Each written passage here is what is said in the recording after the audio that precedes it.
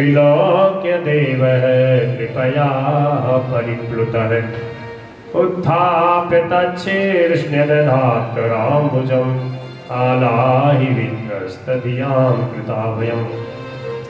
जैसे ध्रुव जी को भगवान ने गले में गाल पे शंख छुआया तो उनको सब कुछ ज्ञान हो गया, ऐसे ही यहाँ लिखा है भगवान के हाथ का स्पर्श होने से सपत्ति अभिव्यक्त परात्म दर्शन परम तत्व का अनुभव हो गया, परावाणी प्रकट हो गई और दिव्य बड़े स्तोत्र से स्तुति करने लगे। जैसे कोई बहुत बड़े ऋषि मुनि स्तुति करने लगते हैं, ऐसे ही प्रहलाद जी ने लगभग 40 श्लोकों में बड़ी सुंदर भगवान की स्तुति करी।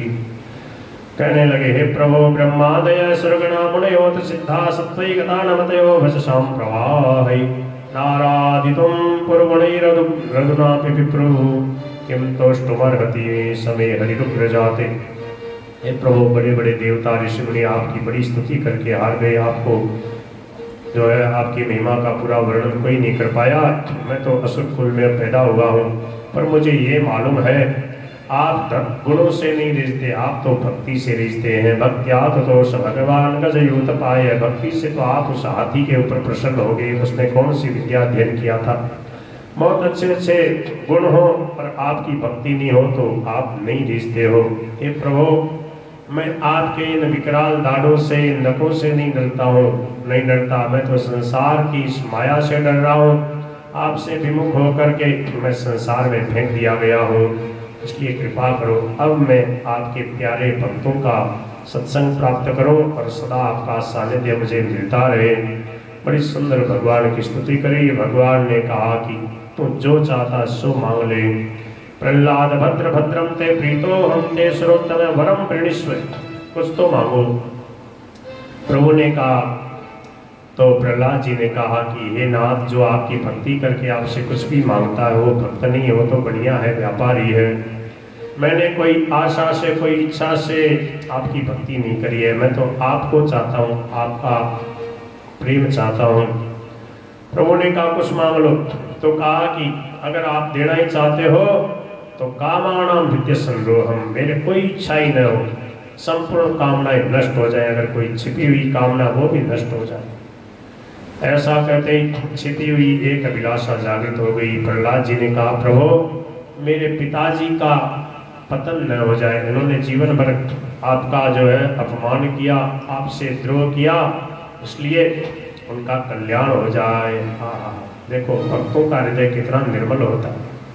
जिन्होंने मारना चाहा, दुख दिया, उन्हीं का कल्याण चाहते हैं। प्रभु कहने लगे, मेरे लाडले भक्त, तुम्हारे जैसे भक्त बालक जिस कुल में पैदा होते हैं उनकी किस पीढ़ियां तर जाती है। त्रिसप्तमी पिता भूता है पितृभि सहते न भक्त, यत् साधु से गृहे जातो भगवान वही कुल पावन है। ऐसा कह करके भगवान ने प्रहलाद जी से कहा, अब आप इस राज सिंहासन पे बैठो, मेरे बैठने से ये पवित्र हो गया है। भगवान ने स्वयं अपने हाथ से प्रहलाद जी को दैत्यों के और राजा के रूप में प्रतिष्ठित कर दिया। प्रहलाद श्याम चरितम महाभागवतस्य च भक्ति ज्ञान व्यक्ति च याध्यात्म यास्मि हरे।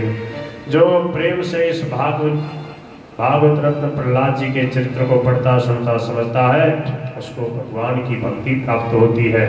जो इसको सुनाता है वह कर्म बंधन से मुक्त हो जाता है। धर्मो भागवता नाम च भगवान ये न गम्यते आख्यानेस्मिन् समाम्नातः आध्यात्मिकमशेषतः। इसे प्रहलाद जी के चरित्र में सब प्रकार से भागवत धर्म का निरूपण किया है।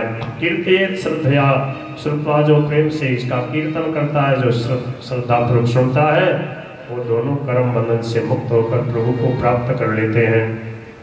बोलो भक्तवत्सल भगवान की जय, श्री प्रहलाद जी महाराज की जय। भगवान ने गजेंद्र जो है उसको ग्राह ने पकड़ लिया था तो उसका उद्धार किया। देखो भक्तों के जो चरण पकड़ते हैं उनका पहले उद्धार हो जाता है। पहले ग्राह का उद्धार किया, फिर गजेंद्र का उद्धार किया। और गजेंद्र ने जो स्तुति करी, भगवान की प्रार्थना करी, कहा इस स्तुति से जो मेरा स्तवन करेगा उसको अवश्य अंत समय में मेरी याद आएगी, वो मेरे को प्राप्त कर लेगा। भगवान का जो आश्रय लेते हैं उनकी सदा विजय होती है। जब भगवान को भूल जाते हैं तो पराजित हो जाते हैं। देवताओं ने भगवान की बताई हुई युक्ति से समुद्र का मंथन किया और समुद्र का मंथन जब नहीं कर पाए तो स्वयं भगवान ने जो है उस वासुकी नाग को दोनों तरफ से पकड़ करके उसका मंथन किया और उससे पहले कालकूट विष निकला। उसको भगवान शंकर से प्रार्थना करी देवताओं ने, शंकर ने विष का पान कर लिया, उसको कंठ में धारण कर लिया। बोलो श्री नीलकंठ भगवान की। और बहुत सारे रतन निकले, 14 रतन निकले। अंत में धन्वंतरी भगवान अमृत का कलश लेकर के प्रकट हो गए। दैत्य लोग उनके हाथ से उसको चपट करके भाग गए और मैं पीऊंगा, अहम पूर्वम। देवता तो बेचारे अपना समूह लेके रह गए। भगवान से प्रार्थना करी, प्रभु ने कहा चिंता मत करो, अभी मैं देखो इनको मोहित करता हूँ। भगवान मोहिनी रूप में आ गए और उनको देखते ही राक्षस जो थे मोहित हो गए। अहो रूपम अहो धाम अहो कश्यानवम भय। कहने लगे तुम कौन हो जी, तुम कहाँ से आई हो, तुम क्या चाहती हो। का तुम कंज फला साक्षी। भगवान भी बड़े नाटकी, कहने लगे हम तो ऐसे ही हैं घूमने फिरने वाली, आपको हमारे से क्या, आप अपना काम करो। बोले नहीं आप हमें बहुत प्यारी लगती हो, हमारे लड़ाई है ये, आप अमृत बांट दो। बोले मैं जैसे कहूँगी वैसे करना। बोले ऐसा ही करेंगे। और तब तक देवता दौड़ते दौड़ते आ गए। बोले ये कौन है। बोले ये भी हमारे सौतेले भाई है, ये भी कश्यप के ही बेटा है, कश्यप जी के। बोले इन्होंने भी थोड़ी मेहनत तो करी है, तो बोले थोड़ा ऊपर का इनको पिला दें फिर आपको पिलाते हैं। बोले चलो जैसे आप करोगी। तो कहा सब नहा धो के तैयार होके बैठो। और भगवान मोहिनी जो है देवताओं को अमृत पिलाने लगे, देवताओं की तरफ ठुमके लगा रहे हैं और देवताओं को अमृत पिलाते गए। तब एक स्वर भानु नाम का दैत्य था, उसने देखा इधर तो केवल ठुमके चल रहे हैं, इशारे चल रहे हैं, उधर तो अमृत पिलाई जा रही है। तब उसने जा करके देवता का रूप धारण करके और सूर्य चंद्रमा के बीच में से जाके बैठ गया। सूर्य चंद्रमा ने इशारा किया, प्रभु ये दैत्य है, प्रविष्ट सोमम अपिवत चंद्रार्काभ्याम च सूचित है। भगवान ने कहा ये दैत्य है। बोले हाँ। बोले लो अभी इसका काम तमाम करता हूँ। चक्रेण क्षुरधारेण जहार पिबत शिर। अमृत पीते पीते वो भगवान ने मार डाला, पर अमृत उसके गले में चला गया। और उससे क्या हुआ। बोले कि उसका सिर और धड़ अलग हो गए, पर धड़ के अंदर सिर निकल आया और सिर के नीचे फिर धड़ आ गया, 2 भाग हो गए उसके। ब्रह्मा जी ने उसको ग्रहों में स्थान दे दिया, राहु और केतु 2 ग्रह और बन गए। इस प्रकार 9 ग्रह हो गए। बोलो गिरधर गोपाल की जय। पीत प्राये अमृते देवैर भगवान लोक भावन है। जब देवताओं ने अमृत पी लिया, सबके देखते देखते भगवान अंतर्धान हो गए। राक्षसों को अमृत मिला नहीं। कहने लगे वो देवी कहाँ गई। देवता बोले वो देवी नहीं थे, वो तो जनार्दन देव थे, वो तो भगवान विष्णु थे। अब तो भयंकर जो है मारकाट शुरू हो गई। सब अपने अपनी जोड़ी को लेकर के युद्ध करने लगे। ये देवासुर संग्राम का यहाँ बड़ा विचित्र वर्णन किया है। इस संग्राम में बृहस्पति जी और शुक्राचार्य भी लड़ रहे हैं आपस में। गुरु जी लड़ रहे हैं, चेला लड़ रहे हैं। जब अमृत पिए हुए देवताओं में बल आ गया था, उन्होंने मार मार के राक्षसों को और नीचे पटकना शुरू किया। बहुत सारे राक्षस मारे जा चुके। तब ब्रह्मा जी ने नारद जी को भेज के युद्ध बंद करवाया। और जो शुक्राचार्य थे उन्होंने मृत संजीवनी विद्या से असुरों को पुनः जीवित कर लिया और कहा कि गुरुजी हमारी कैसे विजय हो। बोले ब्राह्मणों की खूब सेवा पूजा करो। भृगुवंशी ब्राह्मणों की खूब सेवा करी, खूब उनको प्रेम से भोजन प्रसाद कराया, उनसे यज्ञ करवाया। और फिर जो है राजा बड़ी फिर बलवान होकर के स्वर्ग के ऊपर चढ़ाई करी, फिर स्वर्ग को जीत लिया। देवता फिर मारे मारे फिरने लगे। देवताओं की माता अदिति ने कश्यप भगवान से कहा कि देखो मेरे बालक दुखी हैं, उनके लिए कुछ किया जाए। आगे तुम पयोव्रत का अनुष्ठान करो, 12 दिन तक दूध पीकर भगवान विष्णु की आराधना करो, भगवान प्रसन्न होंगे और उनसे तुम जो चाहोगे मिल जाएगा। अदिति माता ने ऐसा ही किया। फाल्गुन शुक्ल प्रतिपदा से लेकर त्रयोदशी पर्यंत ब्रह्मचर्य से रहे, पृथ्वी पे शयन करे, तीनों समय स्नान करे, झूठ न बोले, पापियों से बात न करे, पाप की बात न करे, छोटे बड़े सब प्रकार के भोगों का त्याग कर दे, किसी भी प्राणी को किसी प्रकार कष्ट न पहुंचाए, भगवान की आराधना में लगा रहे। त्रयोदशी के दिन विधि जानने वाले ब्राह्मणों के द्वारा भगवान विष्णु को पंचामृत से स्नान करावे। इस प्रकार बड़ा सुंदर वर्णन किया है। भगवान की पूजा में आदर बुद्धि रखते हुए केवल प्रयोवृत्ति रहकर यह व्रत करना चाहिए। तो जैसे कहा वैसे ही उन्होंने किया और बहुत जोर का उत्सव मनाया। जब वह व्रत सिद्ध हो गया, भगवान प्रसन्न हुए, बोले क्या चाहते हो? बोले आप जैसा बालक चाहती हो जो मेरे बालकों की रक्षा करे। प्रभु ने कहा मेरे जैसा कोई नहीं, मेरे जैसा तो मैं ही हूँ। बोले आप ही पधारो।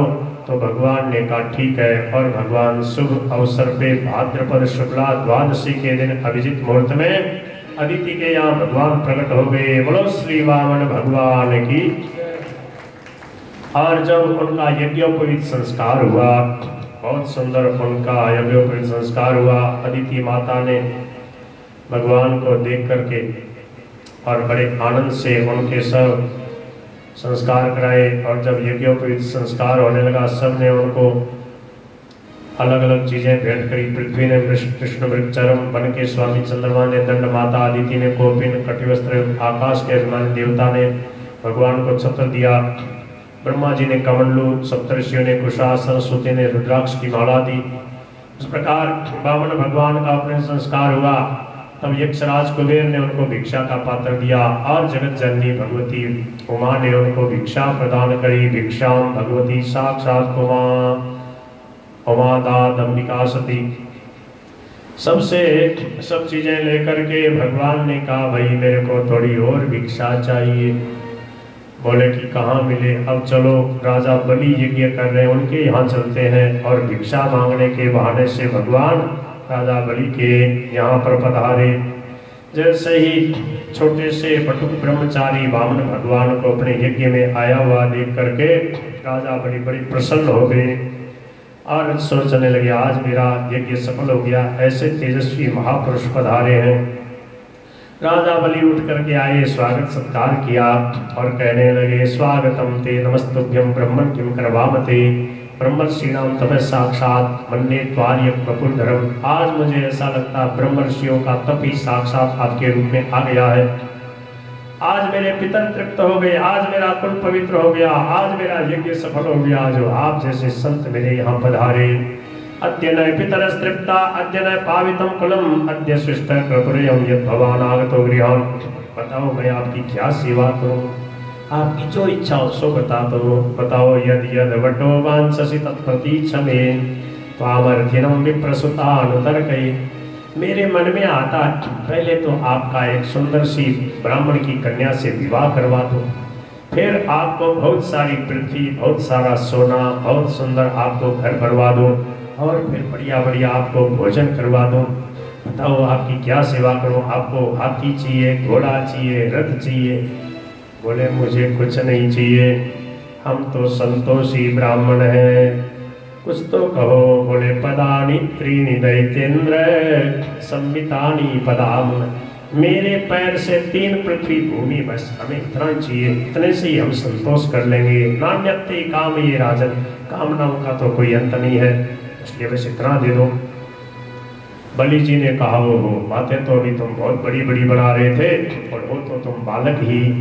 अच्छा तो हमारे यहाँ बड़े बड़े राक्षस हैं, उनके चरणों से आप नाप लो। नहीं पदत्रयम वृणीमि, मेरे चरणों से नापूंगा। बोले ठीक है। उसी समय शुक्राचार्य जी आए, बोले कि क्या कर रहे हो? बोले कि ये ब्रह्मचारी जी पधारे, इनका स्वागत सत्कार कर रहे हैं। बोले ये ब्रह्मचारी नहीं है तो ये सवै रोचने साक्षात भगवान विष्णु रप्यय है, ये भगवान विष्णु है, ये छलिया है, देवानाम कार्य साधक, ये देवताओं का काम बढ़ाने के लिए आया है, तुम्हारे से सब कुछ लूट कर ले जाएगा, देवताओं को दे देगा। बोले कुछ भी हो, हमने प्रतिज्ञा करी है, हम तो देंगे। बोले कि मना कर दो। क्यों? बोले कुछ जगह झूठ बोलना निंदित नहीं माना जाता है। स्त्री नर में विवाह प्रत्यर्थे प्राण संकटे, बोले कि हास परिहास में स्त्रियों को प्रसन्न करने के लिए विवाह में कन्या आदि की प्रशंसा करते समय अपनी आजीविका की रक्षा के लिए प्राण संकट अवस्थित होने में गो ब्राह्मण की रक्षा के लिए किसी को मृत्यु से बचाने के लिए असत्य भाषण निंदित नहीं माना जा गया, इसलिए कोई बात नहीं, कह दो कि नहीं दूंगा। बोले गुरु जी आपने तो कहा है कि जो प्रतिज्ञा करो उसका पालन करना चाहिए, नहीं तो सब पुण्य नष्ट हो जाते। बोले मेरे को ज्ञान सिखाता, मैं तेरे को तेरा गुरु हूँ, मैं तेरे को बता रहा हूँ सब कुछ छीन लेंगे। बोले भले ही छीन लो, मैं तो इनको दूंगा। बोले जा, श्री से विहीन हो जाएगा, श्राप दे दिया। बोले भले ही हो जाऊं। शशाप दैव प्रहित सत्य संतम मनस्विनम दृढ़म पंडितवान स्तब्धो। बोले ये बड़ा अपने को है तो मूर्ख, अपने को बड़ा पंडित मानता है, मेरी बात नहीं मानता, इसलिए श्री से हीन हो जाएगा। इतना सब होने पर भी राजा बलि ने कहा हे बटुक ब्रह्मचारी, भगवान आप जो चाहो सो ले लीजिए। और जैसे ही भगवान को देने के लिए संकल्प किया, संकल्प करते ही भगवान ने अपना स्वरूप बढ़ाना शुरू किया। और उस समय जैसे ही भगवान स्वरूप बढ़ाने लगे, देवताओं के दुंदुभियां बजने लगी और जय जयकार होने लगी, फूलों की वर्षा होने लगी। बोलो श्री त्रिविक्रम भगवान की। सहस्रशो गंधर्व किं पुरुष किन्नराजगो मनस्विनानेन कृतं सुदुष्करं विद्वान् दाद्यद्विभवे जगत्त्रयम्। सब लोग राजा बलि की प्रशंसा करने लगे कि देखो कितने बड़े मनस्वी हैं, इन्होंने भगवान को सब कुछ दे दिया। भगवान ने 2 ही चरण में सब कुछ नाप लिया और कहा अब बता तीसरा चरण कहाँ रखूं। बोले कि महाराज धन से धनी बड़ा होता है, इसलिए तीसरा चरण मेरे माथे पे पधरा दो। और भगवान ने राजा बलि के मस्तक पे पैर पधराया और उनको अपने बस में कर लिया। कहा कि इसको बांध लो। राजा बलि को बांध लिया गया। श्री प्रहलाद जी महाराज प्रकट हो गए, भगवान की स्तुति करने लगे, प्रभु आप हमारे यहाँ पे पधारे, बहुत आनंद की बात है। आपने ही बलि को यह ऐश्वर्यपूर्ण इंद्र पद दिया था और आज आपने ही छीन लिया। आपका देना जैसा सुंदर है वैसा ही लेना भी सुंदर है। मैं समझता हूँ कि आपने इस पे बड़ी भारी कृपा की है, जो आत्मा को मोहित करने वाली राज्य लक्ष्मी से इसे अलग कर दिया। प्रहलाद जी महाराज आए, राजा बलि ने उनको प्रणाम किया है। विंध्यावली ने बहुत सुंदर बात कही। राजा बलि की पत्नी विंध्यावली कहती, प्रभु ये जो इन्होंने अपने को स्वामी माना और ये कह रहे थे कि मैं आपको दे रहा हूँ, यही एक प्रकार से ज्ञान है। हम क्या दे रहे हैं, सब कुछ तो आपका ही है। भगवान बड़े प्रसन्न हो गए। ब्रह्मा जी वहाँ पर पधारे और ब्रह्मा जी ने कहा, प्रभु आप ही संपूर्ण प्राणियों के जीवन दाता हैं, आज आप इसे छोड़ दीजिए। आपने इसका सर्वस्व तो ले लिया, अब यह दंड का पात्र नहीं रहा है। भगवान उनके ऊपर बड़े प्रसन्न हो गए और कहने लगे कि मैं इसके उदार भाव से बड़ा प्रसन्न हूँ, मैं आशीर्वाद देता हूँ, ये आगे आने वाले इंद्र यही होंगे। इंद्रसेन महाराजा याई भो भद्रमस्तुते सुतलम स्वर्ग भी प्रार्थ्यम। अब मैं इसको सुतल लोक का राज देता हूँ और इंद्र की जो दी संपत्ति थी उनको वापस दे दी। इंद्र से भी विशेष भोग राजा बलि के यहाँ सुतल लोक में है। भगवान उसकी प्रार्थना से वहाँ पर आज भी छड़ीदार बन करके उनको दर्शन देते हैं और वहाँ पर भक्तमाल की कथा होती है। कभी राजा बलि सुनाते हैं, कभी भगवान वामन भक्तों का चरित्र सुनाते हैं। बोलो श्री वामन भगवान की जय, भक्तवत्सल भगवान की जय। भगवान ने पृथ्वी के बीजों की रक्षा करने के लिए, सप्तर्षियों को दिव्य ज्ञान प्रदान करने के लिए मत्स्य रूप में अवतार धारण किया। बोलो श्री मत्स्य भगवान की जय। भगवान के बहुत अच्छे अच्छे धर्मात्मा राजाओं का चरित्र है। 9वें स्कंद में सूर्यवंश में एक से एक विलक्षण भक्त राजा हुए। इनमें श्री अमरीश जी महाराज सबसे अप्रतिम, सबसे अलग ही है और इन्होंने अपने मन को, वाणी को, शरीर इंद्रियों को, सबको भगवान की भक्ति में लगा रखा था। इतनी बड़ी संपत्ति होने पर भी इनका मन सदा भगवान की सेवा पूजा में लगा रहता था। और इनकी जो छोटी रानी आई वो इनसे भी विलक्षण भक्त थी। वो तो महाराज दिन रात भगवान की सेवा पूजा में लगी।